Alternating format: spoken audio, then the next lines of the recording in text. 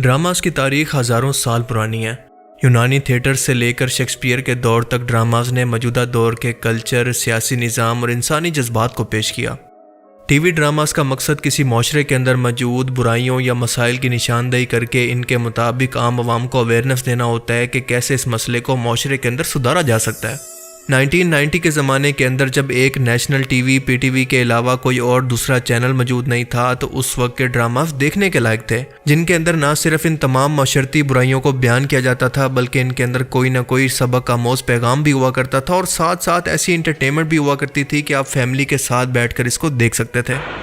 हम मियाँ बीवी में इख्तलाफात कितने गहरे सही, मगर मैं इस अदालत में ये गवाही देना चाहता हूँ कि ये औरत जो मेरी बीवी है एक बाहया और बाकिरदार औरत है। ये मेरे साथ नहीं रहना चाहती, ना सही, लेकिन मुझे इसकी ये तस्लील गवारा नहीं है। लेकिन जब से ड्रामा चैनल्स की साल 2000 के बाद भरमार शुरू हुई तो TRP के लिए कंपटीशन बढ़ने लगा, तो ये ड्रामास भी अब सिर्फ पैसे कमाने का टूल बन गए और इन ड्रामास ने अपना मकसद ही खोना शुरू कर दिया। ये ड्रामास सिर्फ अपर क्लास की नुमाइश बनकर रह गए, जिसे एक आम पाकिस्तानी खुद से अपने मसाइल से रिलेट नहीं कर पाता। सास बहू के रिवायती झगड़े, तशद्दुद, रोमांटिक सीन्स, नाजायज अफेयर्स, फाशी और वेस्टर्न कल्चर के साथ बिना किसी सर पैर की कहानियों ने लोगों का एतबार टीवी ड्रामास से ख़त्म करना शुरू कर दिया। और इत्तेफाक से इसी टाइम के अंदर थिएटर भी बिल्कुल तबाह हो गया, जहाँ पर अब कोई शरीफ शख्स फैमिली के साथ तो कभी भी नहीं जाना चाहता। और डिजिटल प्लेटफॉर्म्स भी इसकी कमी को पूरा नहीं कर सके, क्योंकि इनके पास इतना बजट नहीं था। मैंने कई बार पाकिस्तानी ड्रामाज, इनके इश्यूज़ और कहानियों पर बात की है, लेकिन आई मस्ट से कि कई सालों के बाद हमें एक ऐसा ड्रामा देखने को मिला है जो कि वाकई हमारे माशरे के एक बहुत बड़े मसले को डिस्कस करता है, जो इस वक्त की एक इंतहाई अहम ज़रूरत भी है। हम बात कर रहे हैं हम टीवी पर नशर होने वाले एक ड्रामे की, जिसका नाम है तन मन नीलो नील।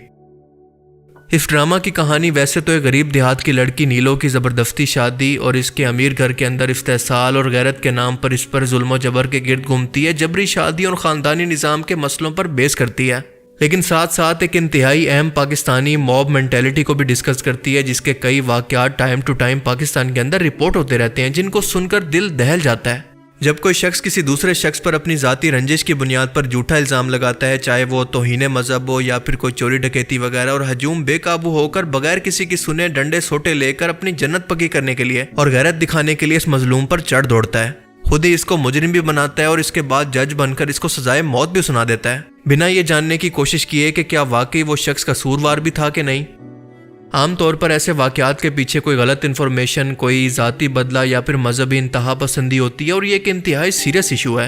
ऐसी भी गैरत होती ना तो आज इस गुस्ताख की लाश पड़ी होती। कहाँ मर गई है तुम लोग की गैरत?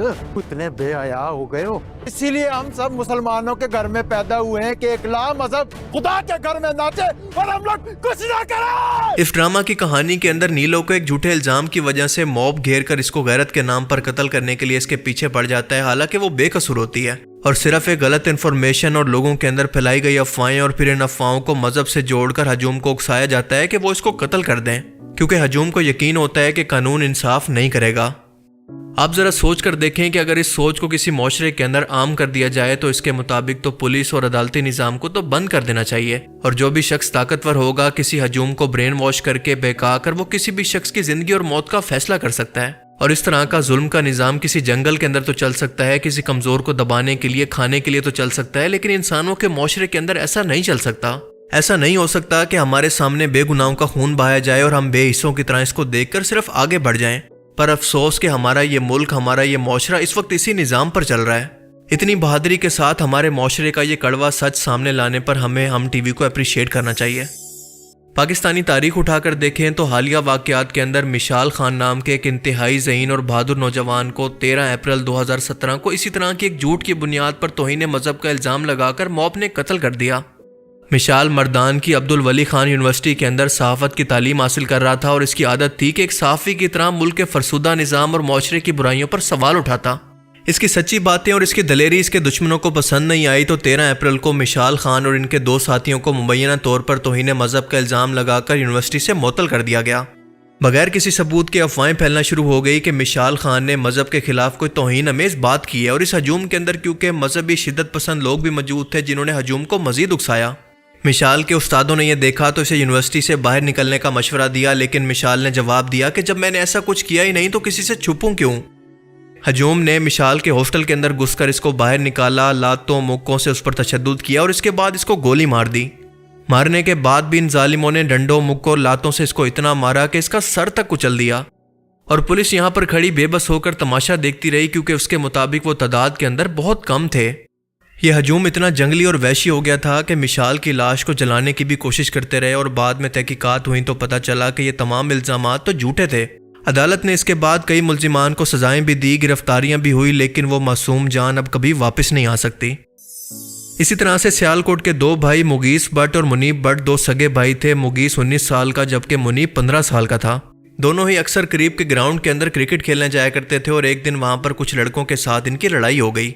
इस बात को कुछ दिन गुजर गए और बात रफा दफा हो गई, लेकिन अगले ही हफ्ते 15 अगस्त 2015 को जब ये वहां पर दोबारा खेलने के लिए गए तो वहां पर उन्होंने एक हजूम को देखा जो कि इनकी तरफ आ रहा था और पता चला कि इलाके के अंदर डकैती हुई है, जिसके अंदर एक शख्स भी जख्मी हो गया है। उन्हीं लड़कों की जिनकी मुगीस और मुनीब से लड़ाई हुई थी, उन्होंने बिना किसी सबूत के हजूम को यह बताया कि मुनीब और मुगीस ही दरअसल ये डाकू हैं और हजूम ने बिना कुछ सुने इन पर हमला कर दिया। गवाहों के मुताबिक पुलिस भी मौका पर मौजूद थी, जिसने खुद इन दोनों को बांधकर हजूम के हवाले कर दिया। डंडों लातों और मुक्कों से मार मार कर कुछ ही मिनट के अंदर मुनीब तो दम तोड़ गया, लेकिन मुगीस 1.5 घंटा तक ये जिंदगी और मौत की कशमकश के अंदर तड़पता रहा, यहाँ तक कि खुद मिन्नतें करता रहा कि मुझे मार दो क्योंकि ये तकलीफ मुझसे मजीद बर्दाश्त नहीं होती। लेकिन किसी को भी इस पर रहम नहीं आया। इतनी बेदर्दी और सफाकियत के साथ मारने के बाद इनकी लाशों को लटका दिया गया और पूरे इलाके के अंदर इनकी लाशों को घुमाकर इनकी लाशों की बेहुरमती की गई। तहकीकात के बाद पुलिस वालों को गफलत की बुनियाद पर सिर्फ 2 साल की सजा हुई, जबकि कुछ मुजरिम जमानत पर जबकि कुछ रिहा हो गए और इस निज़ाम इंसाफ को मुंह चिढ़ाकर आज भी खुला घूम रहे हैं। इसी तरह से एक श्रीलंकन शहरी प्रियंता कुमार को भी सियालकोट के अंदर राजको इंडस्ट्री के अंदर तौहीन मजहब का इल्ज़ाम लगाकर बिना किसी सबूत के 3 दिसंबर 2021 को कत्ल कर दिया गया। ये उस फैक्ट्री के अंदर मैनेजर के तौर पर काम कर रहे थे और मामला सिर्फ इतना था कि उन्होंने एक दीवार से पोस्टर उतार दिया था जिस पर हजूम के मुताबिक कुछ मुकद्दस लफ्ज लिखे हुए थे। हजूम मुश्तइल होकर फैक्ट्री के अंदर दाखिल हुआ और वर्कर्स ने साथ मिलकर इसको मारा पीटा, इसके कपड़े फाड़ दिए और तशद्दुद के बाद इसकी लाश को भी आग लगा दी। पुलिस ने अपनी रिवायती बेइसी को कायम रखा और कुछ भी नहीं किया बल्कि तमाशा देखते रहे। बाद में पता चला कि इस फैक्ट्री के अंदर रेनोवेशन का काम हो रहा था, जिसकी वजह से हो सकता है कि प्रियंता ने कोई पोस्टर हटा दिया हो, लेकिन किसी वर्कर ने अपनी जाती रंजिश निकालने के लिए इसको तौहीन मजहब का रंग दे दिया था।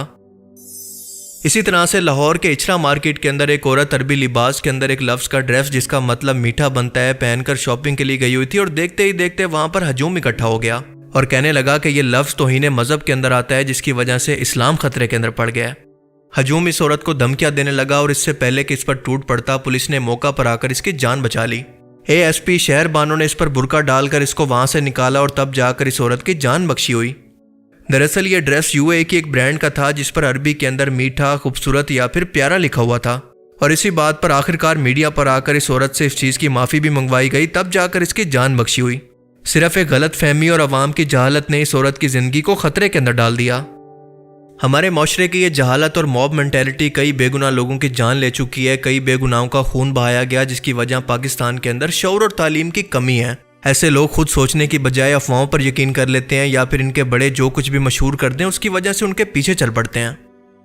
दूसरी वजह है मजहबी शिदत पसंदी और इस तरह की जमातें जो कि तौहीन मजहब की सोच को बढ़ावा दे रही हैं। प्योर रिसर्च के मुताबिक पाकिस्तान के अंदर 65% लोग ऐसे हैं जो कि मजहबी अक़लियतों, औरतों और लोगों पर शिदत पसंद कानून की हिमायत करते हैं। ऐसी बिला वजह शिदत पसंदी जिसका इस्लाम के अंदर भी कोई जिक्र नहीं। तीसरी वजह है अदालती निज़ाम की कमज़ोरी और लोगों का इस पर यकीन न होना, क्योंकि पाकिस्तान के अंदर मुजरिमों को सज़ा मिलने की परसेंटेज 5% से भी कम है और इसी वजह से ज़्यादातर केसेस के अंदर लोग कानून को अपने हाथ में लेने की कोशिश करते हैं। इसके अलावा झूठी खबरों को फैलाने पर सख्त से सख्त सजाएं होनी चाहिए और सोशल मीडिया पर भी इनको रोकने के लिए कई कानून बनाने चाहिए। मिसाल के तौर पर 2021 के अंदर लाहौर के अंदर एक हिंदू मंदिर के खिलाफ एक हजूम तौहीन मजहब का इल्ज़ाम लगाकर इकट्ठा हो गया, जिसकी वजह एक झूठी सोशल मीडिया की अफवाह थी। पाकिस्तान में हजूम की ज़हनियत को रोकने के लिए तालीम, कानूनी इस्लाहात और मीडिया के मुस्बत इस्तेमाल पर तवज्जो देनी होगी और जब तक अवाम को यकीन नहीं दिलवाया जाएगा कि कानून इनको इंसाफ देगा और इसको ख़त्म करने के लिए हुकूमत, मीडिया और अवाम तीनों को मिलकर एक साथ काम करना होगा, क्योंकि मॉब की ज़हनियत एक माशरे की बीमारी है जिसका इलाज हम लोग मिलजुल कर सिर्फ शऊर की सूरत ही कर सकते हैं। और तन मन नील और नील जैसे ड्रामे डायरेक्शन के अंदर एक चिंगारी का काम कर सकते हैं। बाकी आप इस बारे में क्या सोचते हैं, अपनी कीमती राय का इजहार कमेंट सेक्शन में ज़रूर करें। Thanks for watching this video. Allah हाफिज़।